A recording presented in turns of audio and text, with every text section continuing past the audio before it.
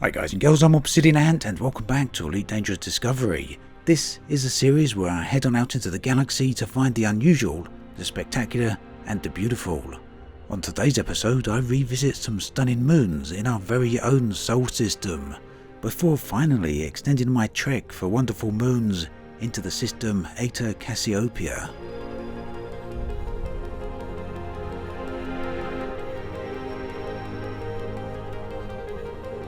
The Solar System is perhaps one of the richest sources for stunning planets within the entire game, easily accessible by most people, with the downside that it unfortunately comes with a permit lock. But here I am nonetheless, doing a flyby of Venus, easily one of my favourite locations in the whole Solar System. The moons I want to visit today are slightly further into the system, way past Earth, so before we go out that way I wanted to check out both Venus and then Mercury. Venus due to its spectacular coloration which you saw just now, and Mercury due to Erlich City. There are of course plenty of cities like this dotted around inhabited space, but it's hard not to visit this one when you're in the Solar System. The downside being that whenever you're here in the Solar System, it seems to be in a perpetual state of boom, so getting a variety of missions can sometimes be a little difficult. But we're here for sightseeing, not for missions or any other money-making opportunity, so ultimately it's just as well. After a brief stop here then at Erlich City, it was time to head towards the moons that I wanted to visit, the first being our very own moon here, orbiting Earth. Of course, we still cannot land there yet. Nonetheless, doing a flyby of the moon is very interesting because it's instantly recognisable. Now, talking of unlandable moons, here is Triton, the moon of Neptune. Now to look at it here, you would think that yes, this is one of the landable planets within Elite Dangerous, but if you try to do so you'll soon find that it is permit locked. And if you look on the system map you'll find it has a red silhouette to it rather than the usual blue, and there you can see that this world is currently off limits to visitors. Now Triton is a little unusual within our system because it's the only large moon that actually has a retrograde orbit, and that means it orbits in the opposite direction to its planet's rotation.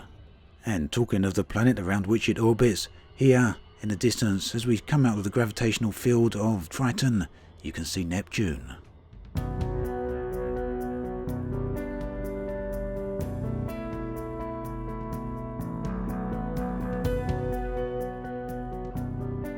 Now Neptune has an unusually spectacular glow about it, at least when using the graphics mod EDFX, which really does tend to accentuate any strong contrasts within the game.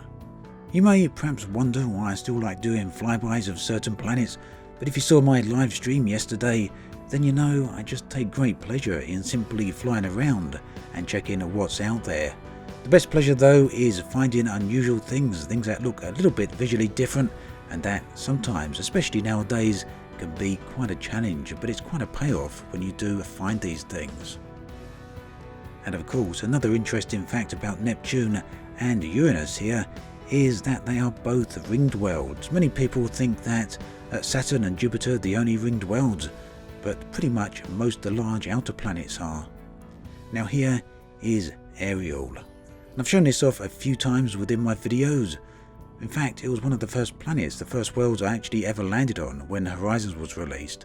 Back then, the canyons were a little bit deeper and the ridge around the planet was a little bit more prominent. But nonetheless, they still look very, very nice, and this world here is certainly worth a visit. If you've not done so yet, bring your ship out here, land on this ridge and take a drive along it in your SRV.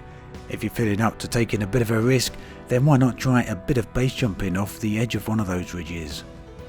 Now here you can see the vast canyons here on Ariel, and at one point these were filled with mist.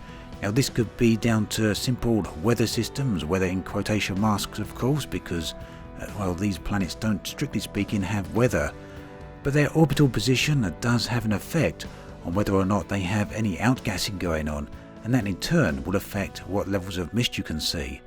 And this you're going to see in full effect in the neighbouring system to Sol, Eta Cassiopeiae.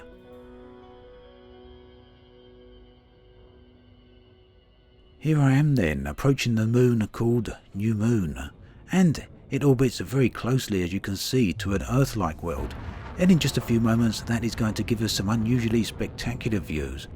But first off, I wanted to find a very specific location on this planet, and that is an area of volcanic activity.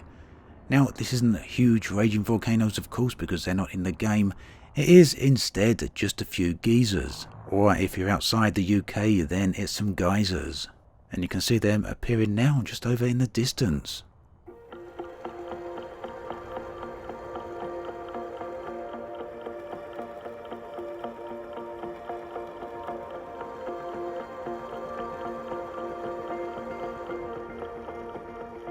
So you may be wondering why I wanted to come to this location.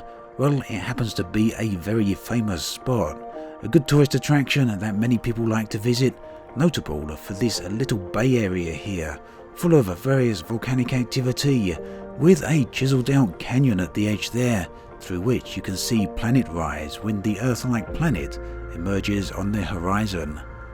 And for me, it's precisely this which exploration is all about when it comes to this game. Not finding planets, not seeing how far I can actually travel. I don't care about any of that. What I'm looking for is gorgeous, stunning views. Places that I'd love to personally explore for myself. Now here on New Moon, I took the opportunity to create a time-lapse. Here it's very dark, but do stick with it. You can see a bunch of mist here, and you can see the planet around which we're orbiting there in the distance. But as time starts to move on, you'll see this mist dissipate and completely lift, giving us a very clear and very dark view of the night sky, after which we'll get the sky brightened and eventually we'll get planet rise. This time lapse encompasses 12 hours of real time, which I've condensed down to around about 5 minutes, and I'm going to let you enjoy that now. As always, thanks for watching, and I'll catch you guys and girls next time.